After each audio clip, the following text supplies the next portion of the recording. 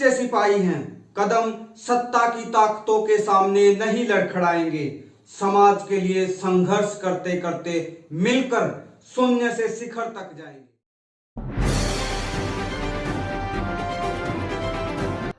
नमस्कार, चतुर्थी टाइम्स में आपका हार्दिक स्वागत है। मैं रिमन आज आपको लेकर आई हूँ सोना में, जो कि सर से मुलाकात करते हैं, उनके जीवन के बारे में जानते हैं, उनकी ये उपलब्धियों के बारे में जानते हैं। सबसे पहले तो सर नमस्कार। सर सबसे पहले अपने जीवन के बारे में बताइए। सबसे पहले तो आप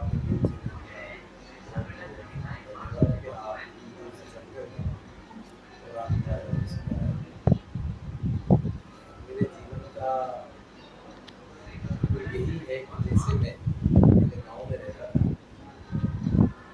मन में एक विचार आए कि हमें भी दूसरे लोगों की तरीके से आगे बढ़ना,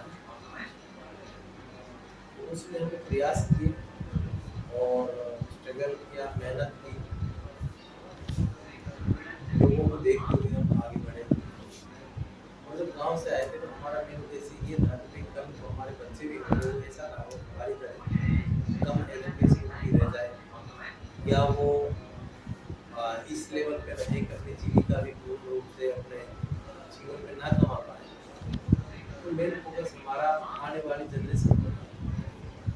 तो उसमें हमने बच्चों के ऊपर माइंड पूरा ही कंसंट्रेट किया। सबसे पहले तो बच्चों को एजुकेट करना और सर्वाइव करते हुए अपने पहले बिजनेस पे ध्यान दिया, पहले नौकरी भी करता था प्राइवेट सेक्टर। उसके बाद मैंने अपना बिजनेस भी शुरू किया।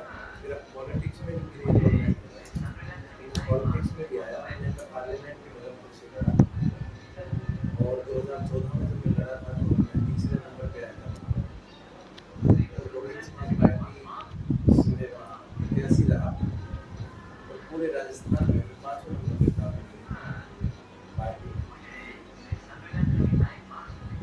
धीरे धीरे हमने बच्चों की तरफ जैसे ध्यान दिया तो उनको एजुकेट कराया। मेरे जैसे तीन बच्चे हैं, एक बेटी और डॉक्टर, 2 बेटे हैं। उनकी भी टेक्निकल क्वालिफिकेशन वो आर्किटेक्ट आईपी यूनिवर्सिटी से पास आउट थे। उसके बाद में मुझे जब जैसे ही मेरी बेटी की डिग्री पूरी होने जा रही थी तो मुझे दामाद के रूप में IPS अंडर ट्रेनिंग थे। 2022 में सिविल सर्विस में जो मुकाम पाया वो उनका IAS हुआ, इंडियन इन्फॉर्मेशन सर्विस। 6 महीने वो कमिश्नर रहे। उसके बाद में फिर दोबारा उनका एग्जाम दिया। तो उसके बाद में दानिश में वो जो है सिविल सर्विस में, जैसा कि अभी वो बसंतपुर SDM के उसमें है, उन्होंने SDM का काम कर रहे हैं, संभाला हुआ। ये सक्सेस इस तरीके से धीरे धीरे ये होती मिलती रही। और जैसा कि अभी छोटा बेटा है वो भी आर्किटेक्ट है, अभी वो रहेजा डेवलपर है, तो उसकी भतीजी के साथ में काम कर रहे हैं। उन्होंने बहुत सारे PVR और जैसे यहाँ मंगोलिया और आपका जो है कैमेलियास वगैरह में इंटीरियर का काम है। तो मेरा छोटा बेटा पूरा जो है रहेजा डेवलपर है, तो उसकी बेटी का सारे ऑफिस को वही संभालते हैं। क्योंकि मेरी बेटी को कभी उनके प्रोजेक्ट आपके जो है इसमें गोवा में और भी बाहर कई जगह चल रहे हैं, ज़्यादातर बाहर रहती हैं। बस यही है कि अब वो बेटे को मैंने अभी तो क्या नौकरी से 2 महीने पहले यहाँ से तो मैंने रिजाइन करा दिया है। मेरा उद्देश्य अब यह है कि मैं बेटे को बाहर भेजना चाहता हूँ। एक बड़ी कंपनी है, उसमें मेरी CA से एक बात की। सर जैसे कि मैंने देखा आप एक समाज सेवी है और मतलब अच्छे समाज सेवी है, ये प्रेरणा आपको कहाँ से मिली? देखिए ऐसा है कि मेरे फादर एक छोटे से एम्प्लॉय थे क्लास। तो आपने सुना होगा कि हमारे जो है बाबा साहब का जी के बाद हमारे एक मसीहा पैदा हुआ जिनका नाम था साहब काशीराम था। तो हमारे पिताजी गवर्नमेंट एम्प्लॉय होने के नाते एक DS को उन्होंने एक संस्था चलाई थी और उसमें वो कार्यरत रहे। इंस्पायर जो हम हुए मानवर साहब काशनाई से वो क्योंकि उनकी लंबे समय तक उनके चरणों की धूल मस्तिष्क में लगाई और हमने उनकी कैडर लिया। तो फिर पॉलिटिक्स में भी मेरा इन्वॉल्वमेंट धीरे धीरे जो बिजनेस के साथ साथ हमेशा रहा। जैसा कि मुझे कई प्रदेशों में काम करने का मौका मिला, मैं गुजरात भी गया, मैं मध्य प्रदेश भी गया, मैं पंजाब भी गया, दिल्ली में एमसीडी के चुनाव भी मैंने कराए, मैंने फरीदाबाद में एमसीडी के चुनाव भी कराए और मुझे पॉलिटिक्स में भी मुझे अच्छा मान और सम्मान मिला। बहुजन समाज पार्टी की तरफ से आदरणीय हमारी मायावती जी का मेरे ऊपर आशीर्वाद पहले भी था और आज भी है और उन्हीं की बदौलत से पार्लियामेंट भी लड़ा। और कोशिश मेरी ये रहती है कि समाज में जहाँ भी कोई बात है तो उसमें मैं जो मेरा मतलब काबू की बात है ना उसको मैं ठीक तरीके से अपने समाज को नई दिशा दे सकें या उनसे काम आए तो काम आ सके और उनकी हेल्प कर सकें। क्योंकि आज अगर हम केपेबल हैं तो हमारा फर्ज भी बनता है, हमारा कर्तव्य है कि पेबैक टू सोसाइटी के ऊपर मुझे बाबा साहब अम्बेडकर ने कहा था। तो इसमें हमारा कोई ज़्यादा रोल नहीं है, हमारे महापुरुषों का रोल है लेके मिशन को आगे बढ़ाने के लिए हम चाहते हैं कि वो तरह से आगे बढ़ता रहे और इसी दिशा में हम चलते रहें ताकि हमारे महापुरुषों का भी मान सम्मान बढ़ता रहे। जैसा कि सर आपने मिशन की बात की, बहुत सारे लोग मिशन से जुड़ जाते हैं और फिर जुड़ के वो काम नहीं कर पाते, कहीं ना कहीं मतलब वो शिथिल रह जाते हैं। ये देखिए ऐसा है हमारे समाज में पहली बात तो ये है कि बहुत सारे बेचारे जो समाज सेवक हैं उनके लाइबिलिटीज होती है, उनके बच्चों का पालन पोषण, उनके जो है खान पान का, उनकी एजुकेशन का वो सर्वाइव नहीं कर पाते।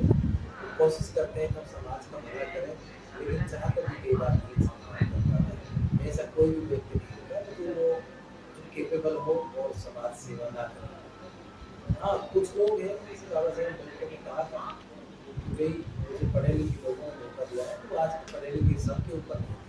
ये बात है उस समय की कि कुछ लोग जो परंतु जो बाबा साहब डॉक्टर अम्बेडकर जी विदेश में पढ़ने के लिए भेजा तो कुछ लोग वहीं रह गए और जो यहाँ भी आए तो वो केवल अपने टीवी और टीवी में वो जो है सिमट कर रह गए समाज को।